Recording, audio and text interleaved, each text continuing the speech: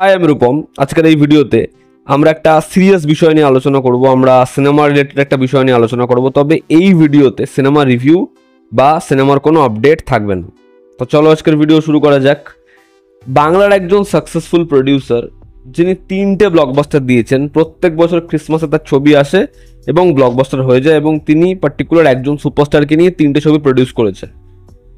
এবার তিনি একটা স্টেটমেন্ট রেখেছেন একটা ইন্টারভিউতে গিয়ে। তার সঙ্গে আরও একজন যিনি ছিলেন তিনি হচ্ছেন তারই 3টে ছবিতে থাকা পরিচালক। তবে আমার তার কোনো স্টেটমেন্ট নিয়ে কোনো বক্তব্য নেই, তবে এই প্রডিউসারের স্টেটমেন্ট নিয়ে আমার অনেকগুলো বক্তব্য আছে।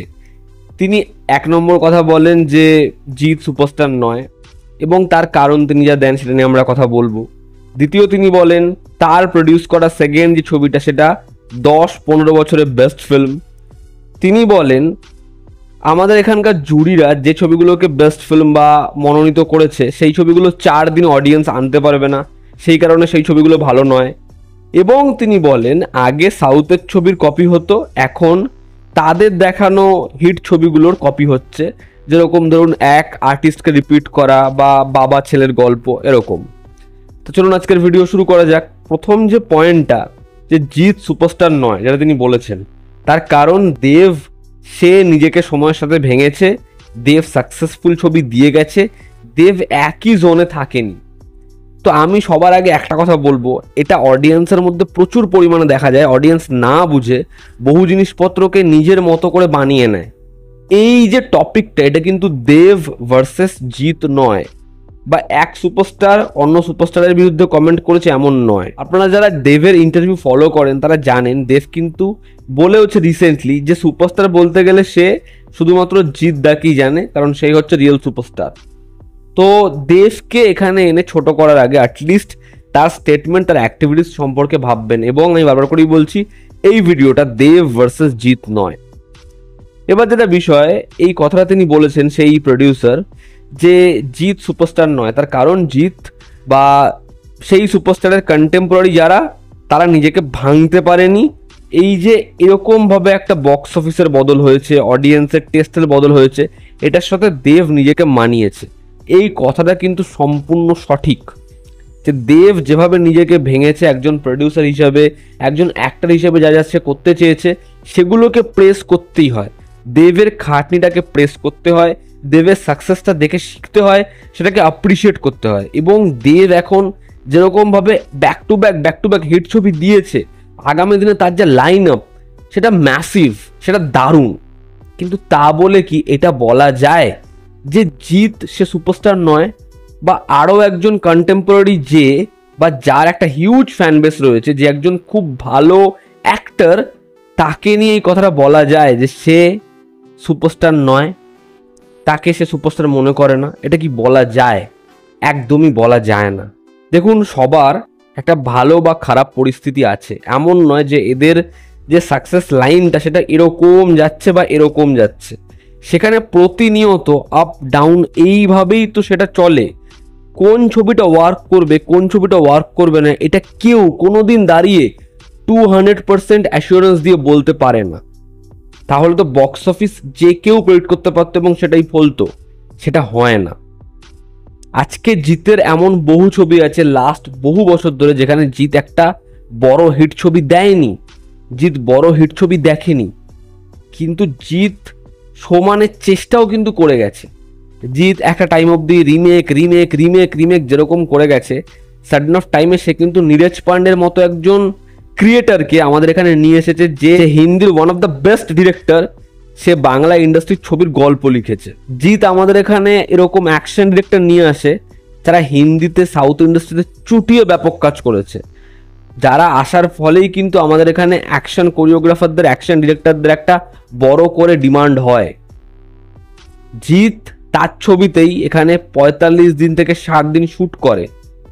আমার সাথে গতকালই একজন এখানকার ডিরেক্টরের কথা হচ্ছিল, তিনি আমাকে একটা খুব সুন্দর করে কথা বলেন, যে যখন আমাদের এখানে একটা অ্যাকশন ফিল্ম হয় না, একটা বড় বাজেটের ছবি হয় না রূপম, শুধুমাত্র ইন্ডাস্ট্রির মানে আয়ের দিক থেকে লাভ হয়, বড় টাকা লগ্নি হয়, এটা নয়। কিন্তু সেই বড় ছবিটার জন্য আমাদেরকে একটা ম্যাসিভ লাইট করতে হবে, একটা বড় ফ্রেমের জন্য।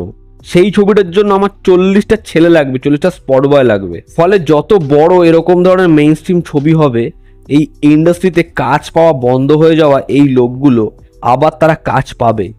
আপনারা জানেন এরকম বহু লোক রয়েছে যারা জিতের একটা হাউসের এরকম ধরনের অ্যাকশন ফিল্ম, এরকম একটা বড় ছবি হওয়ার জন্য বসে থাকে, যারা চায় যে আমাদের এখানে এরকম মেইন স্ট্রিম ছবিগুলো হওয়া বন্ধ না হোক।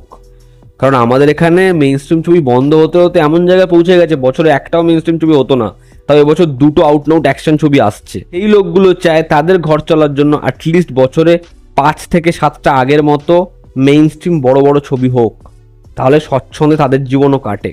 আপনাদের আরও একজনের কথা বলি, অতনু ঘোষ, বাংলার one of the best director. তিনি কিন্তু মাস ফিল্ম মেইন স্ট্রিম ছবি কখনো বানাননি, তিনি আর্ট ফিল্মই বানান। কিন্তু এই হচ্ছে মানুষের পারসেপশন, এই হচ্ছে মানুষের দেখা।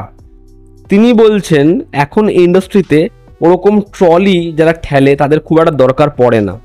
তার সাথে রাস্তায় একজনের দেখা হয়েছে, তিনি বলেছেন আমি আপনার প্রথম ছবিতে কাজ করেছিলাম, যদি আবার ওরকম বড় ছবি হয় আমাকে জানাবেন। তিনি সেটা নিয়ে লিখছেন। তা বুঝতে পাচ্ছেন যে এরকম যখন ছোট ছোট পরিসরের ছবি হচ্ছে, যখন একইভাবে একই রকম ছবি হচ্ছে, কত মানুষ যারা ইন্ডাস্ট্রিতে প্রতিনিয়ত করে খেত, ফিল্ডে নেমে কাজ করে খেত, সেই মানুষগুলোর কাজ থাকছে না, সেই মানুষগুলোকে দরকার লাগছে না। তা একটা বড় ছবি হলে এই লোকগুলো প্রতিনিয়ত কাজ পায়। আমি এটা খুব গ্রাউন্ড লেভেলের একটা কথা বললাম যেটা কেউ বলবে না।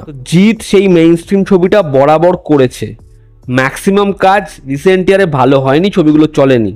বাট তার মানে এটা বলা যায় না যে জিৎ সুপারস্টার নয়, বা জিৎ সে এখন সুপারস্টার নয় জিতের ছবি চলছে না বলে। আজকে জিৎ নিজের প্রোডাকশানে এত বছর যেরকমভাবে কাজ করেছে সেটা বন্ধ করলো। জিৎ বাইরের কোনো ডিরেক্টরের সাথে কাজ করতো না, সেটা আবার শুরু করলো। জিৎ অন্যান্য প্রোডাকশন হাউসে কাজ করবে, কিন্তু আগামী বছর থেকে যদি জিতের এরকম ধরনের ছবি আসতে থাকে এবং জিৎ যদি সাকসেসফুল ছবি ডেলিভার করে, তাহলে এই প্রডিউসার যে স্টেটমেন্টটা দিয়েছে সেটা কি তুলে নিতে পারবে? সেই স্টেটমেন্টটা কি বদলাতে পারবে? এটা সে করতে পারবে কি? যদি আজকে শুধুমাত্র মেইন স্ট্রিম ছবির আদল বদলেই যায়, তার কথায় মেইন স্ট্রিম ছবি আগে যা ছিল এখন সেটা নয়, যদি তার কথাটা হয়েই যায়, তাহলে তার পছন্দের সুপারস্টার খাদান ছবিটা করছে কেন? তার কারণ খাদান এমন একটা ছবি যেটা হচ্ছে একটা মাস ফিল্ম। সেই ছবিটার মতো হাইপ, সেই ছবিটা এখন যে জায়গায় আছে, রিসেন্ট কোনো বাংলা ছবি নিয়ে চর্চা ওরকম জায়গায় হয়নি। ঠিক আছে, আজকে দেব এই জন্যই ওই লাইনটা বলছে একজন অ্যাক্টর হিসাবে, ফ্যামিলি নিয়ে ব্যস্ত আছি তো কি ভেবেছিস, অ্যাকশনটা ভুলে গেছি। সেও একজন সুপারস্টার হয়েছে কিন্তু এরকম ধরনের ছবি করেই। এবং যদি খাদান ব্যাটে বলে হয়ে যায় না, তখন সেই ছবির যা কালেকশন হবে সেটা কোনো এরকম ধরনের ফ্যামিলি ড্রামা আটকাতে পারবে না। আজকে আমাদের এখানকার অডিয়েন্সরা মেইন স্ট্রিম ছবি দেখছে না কেন? কারণ তাদের কাছে অপশান নেই, তাদেরকে অফার করা হচ্ছে না। যদি অফারই না করা হয় তারা দেখবে কেন? কিন্তু আমাদের এখান থেকেই কিন্তু আজকে হিন্দির জওয়ান, পাঠান, গাদার 2, অ্যানিমাল, টাইগার 3 এই ছবিগুলো ওয়েস্ট বেঙ্গল থেকেই কিন্তু 10 থেকে 25 কোটি টাকার বিজনেস করে গেছে। তাহলে এটা ভুললে চলবে না যে ওয়েস্ট বেঙ্গলে মাস সিনেমা দেখার অডিয়েন্স আছে। আমাদের এখানে মাস সিনেমা, মশালা সিনেমা হচ্ছে না বলে এই যে ফ্যামিলি ড্রামা দেওয়া সাকসেসফুল লোকেরা এত বেশি কথা বলছে মাস ফিল্মকে ছোট করে। যেদিনকে এই মেইন স্ট্রিম ছবি আবার চলা শুরু হয়ে যাবে না, সেদিনকে এই প্রত্যেকটা কথা ইতি গজ হয়ে যাবে। আমাদের এখানকার লোকেরা সাউথ ইন্ডাস্ট্রির কথা বলবে, হিন্দি ইন্ডাস্ট্রির কথা বলবে, কিন্তু সেখান থেকে শিখবে না। পৃথ্বীরাজ সুকুমারন ফিল্ম কম্প্যানিয়নের একটা ইন্টারভিউতে এসে বলছে মেঞ্জুমল বয়েজের শুরুতেই যে এত ক্রেডিট কেন দেওয়া। সে বলছে এই যে একই মাসে প্রেমালু, ব্রহ্মযুগম, মেঞ্জুমল বয়েজ সাকসেসফুল হয়েছে, এটা দেখে তার ভালো লাগছে। এই যে দুদিন পর তার ছবি এলো গোট লাইফ, সেটা যখন ব্লকবাস্টার হলো, অন্য প্রযোজক সেটা নিয়ে কথা বলছে। সে কথা বলতে বলতে দুলকার সালমানের গায়ে চলে গেছে, তাকে অ্যাপ্রিসিয়েট করতে করতে হাঁপাচ্ছে না। নিভিন পলিকে নিয়ে কথা বলছে, নিভিন পলির লাস্ট কোন ছবি হিট? মোহনলাল একজন ব্যাপক একটা তুখর অ্যাক্টর, তার নেরুবাদে লাস্ট কোন ছবি হিট হয়েছে? বাট তাকে নিয়ে সবাই অ্যাপ্রিসিয়েট করে, কেউ বলে না মোহনলাল সুপারস্টার নয়। সেখানকার কোনো প্রডিউসার, কোনো ডিরেক্টর বলবে না। তার কারণ তারা নিজেদেরকে সেই সম্মানটা দেয়, সেই জায়গাটা দেয় যে আমরা সবাই এক। কিন্তু আমাদের এখানে কি বাঙালি তো আমরা শুধুমাত্র নিজেরটা দেখতে পাই আর কারোরটা দেখতে পাই না। এটাই আমাদের সঙ্গে তাদের পার্থক্য তৈরি করে। এই জন্য তারা আজকে ওই জায়গায় এবং আমরা প্রতিনিয়ত নিচের দিকে নামছি। তৃতীয় যে কথাটা তিনি বলেছেন যে কাদের অ্যাওয়ার্ড দেওয়া হচ্ছে, কোন ছবিগুলোকে আমাদের এখানে মনোনীত করা হচ্ছে, সেই ছবিগুলো 4 দিন অডিয়েন্সকে আনতে পারবে না সিনেমা হলে। সেভাবেই যদি ছবি ডিসাইড করা হয়, ছবির মেরিট ডিসাইড করা হয়, তাহলে জোরাম ছবিটা আজকে ফিল্মফেয়ার অ্যাওয়ার্ড পাচ্ছে। হোপফুলি ছবিটা আরও বড় জায়গায় আরও কিছু অ্যাওয়ার্ড পেল। সেই ছবিটা সিনেমা হলে কজন দেখতে গেছে? এই ধরুন মায়ার জঞ্জাল, এই ছবিটা তো বক্স অফিস হিট নয়, বাট ফিল্মফেয়ারে সব অ্যাওয়ার্ড নিয়ে চলে গেছে। নেওয়ারই ছবি, টেকনিক্যালি ব্রিলিয়ান্ট একটা সিনেমা, মেকিং দেখেছেন, মাস অডিয়েন্স সেই সিনেমাটা দেখেনি। লাপাতা লেডিস একটা হেভি সিনেমা, হয়তো 2024-এ সব অ্যাওয়ার্ড, বেশিরভাগ অ্যাওয়ার্ড সেই ছবিটা পাবে, বাট ছবিটা বক্স অফিসে হিট, সুপারহিট নয়। তাহলে কি সেই ছবির মেরিট কোনো অংশ কমে যায়? 12th ফেল, ছবিটা 200 কোটি কামায়নি তো, ছবিটা সব অ্যাওয়ার্ড পেয়েছে। জওয়ান 500 কোটি কামিয়েছে, 600 কোটি কামিয়েছে, জওয়ান অ্যাওয়ার্ড পায়নি। 12th ফেলের মেরিট জওয়ানের থেকে বেশি নয়, 12th ফেলের মেরিট গাদার 2 এর থেকে বেশি নয়। গাদার 2 তো বিশাল হিট। 12th ফেল সেই ছবিটা যদি 500 কোটি না কামায়, সেই ছবির মেরিট থাকবে না? এটা কোনো কথা হলো? তিনি নিজের ছবিকে খুব এগিয়ে রাখতে পারেন, খুব পছন্দ করতে পারেন, তা বলে 10-15 বছরের মধ্যে তার প্রডিউস করা সেকেন্ড ছবিটা বেস্ট ফিল্ম, সেরা ছবি। এরপর তিনি যেটা বলেন সেটা হচ্ছে যে এখানকার ছবির কপি। একজন স্টারকে রিপিট করা হচ্ছে, একজন আর্টিস্টকে রিপিট করা হচ্ছে, এবং এই বাবা ছেলের গল্প নিয়ে ছবি হয়ে যাচ্ছে। তখন তিনি বলেন যে যেরকম সাউথ থেকে একসময় কপি হতো এবং এখন এখানকার সিনেমা থেকে এখানকার ছবি কপি হচ্ছে। তো আমার কথা হচ্ছে, শিবুদার প্রোডাকশন হাউসের ছবি আছে, নাইজেল আকারা আছে, অনুসুয়া দেবী আছে, সেই ছবিটার নাম হচ্ছে গোত্র, ঠিক আছে? তো সেই ছবিটার আদলে এই প্রোডাকশন হাউসের একটা ছবি আছে, তাহলে সেটা কি সেই ছবিটার কপি নয়? এবার যদি আসি এই ফ্যামিলি ড্রামায়, তাহলে এই ফ্যামিলি ড্রামা ব্যাপকভাবে শুরু থেকে বানিয়েছে কারা বানিয়েছে? Windows production. তাদের ওপরে অডিয়েন্সের আজকেও একটা ব্যাপক ট্রাস্ট। শিবুদা নন্দিতাদির ছবি, অডিয়েন্স বলে এটা। এবং বাদ বাকি সবাই যেটা করলো সেটা হচ্ছে লোগোটা সরিয়ে দাও। শিবুদা নন্দিতাদি যেটা করছে, তারা নিজস্ব স্টাইল বের করেছে, ওটা এত বছর ধরে তাদের নিজস্ব প্রোডাক্ট, ওটা তারা ওটা করে সবাইকে দেখিয়ে দিল যে এরকম একটা ছবির অডিয়েন্স আছে। তারপরে তো ম্যাক্সিমাম প্রোডাকশন হাউস সেটাকেই ফলো করলো, সেই এক গল্পই বলতে গেল। তাহলে সেই যে ফ্যামিলি ড্রামা, ওটা কাদের বের করা? শিবুদা নন্দিতাদি। তাহলে তারপর যারা হিট দিয়েছে তাদের ফলো করেছে বা তার ভাষায় কপি করেছে।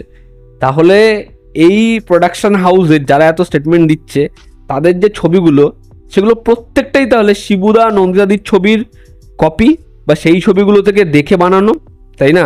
তার প্রোডাকশন হাউসে 3টে ছবি ম্যাসিভ হিট করেছে, আমি খুব খুশি। আগামী দিনে আরও বড় হিট করুক, ব্যাপক সাকসেসফুল ছবি হোক। কিন্তু তার মানে এই নয় যে ইন্ডাস্ট্রিতে বাদ বাকি আর যা ছবি আছে সেই ছবিগুলো অ্যাওয়ার্ড পেলে সেই অ্যাওয়ার্ডটা ভুল। যদি কোনো স্টারের খারাপ ফেস যায়, সে স্টার নয়। আর অন্য কোনো ছবি মনোনীত হলে সেই ছবিটা ভালো ছবি নয়। এই স্টেটমেন্টটা তার পারসেপশন হতে পারে, কিন্তু যখন তিনি সোশ্যাল মিডিয়ায় বা কোথাও বলছেন, এরকম আজকে একটা জায়গায় পৌঁছে, সেই বিষয়গুলো খুব শুনতে কানে লাগে, সেই বিষয়গুলো খুব ছোট করে মানুষ দেখে। তো আমি চাইবো আগামী দিনে তিনি এরকম ধরনের কোনো স্টেটমেন্ট রাখবেন না, কারণ তার ছবি খুব সাকসেসফুল হচ্ছে, তার ছবি খুব বড় হিট হচ্ছে। আমি চাইবো যে তার আগামী দিনেও ছবি খুব বড় হিট হোক, এবং আমাদের এখানে এই যে রেষারেষি করতে গিয়ে একে অপরকে এরকমভাবে আমরা বাজে জায়গাতে নিয়ে চলে যাই, এটা যাতে না হয়। এবং আরও একটা কথা বলে রাখি, সোশ্যাল মিডিয়ায় একটা খবর ছড়িয়েছিল যে এই প্রোডাকশনের আন্ডারে জিৎ একটা ছবি করছে। সেটাতে তিনি বলেছেন যে না, জিতের সাথে তিনি ছবি করছেন না বা এরকম কোনো ছবি হচ্ছে না। এটাও কিন্তু তিনি ওই ইন্টারভিউতেই বলেছেন। তো এই ছিল আজকের ভিডিও। এতে তোমাদের কি অপিনিয়ন জানিও। জনতা আমাদের পাশে আছে। আবার দেখা হচ্ছে। Take care.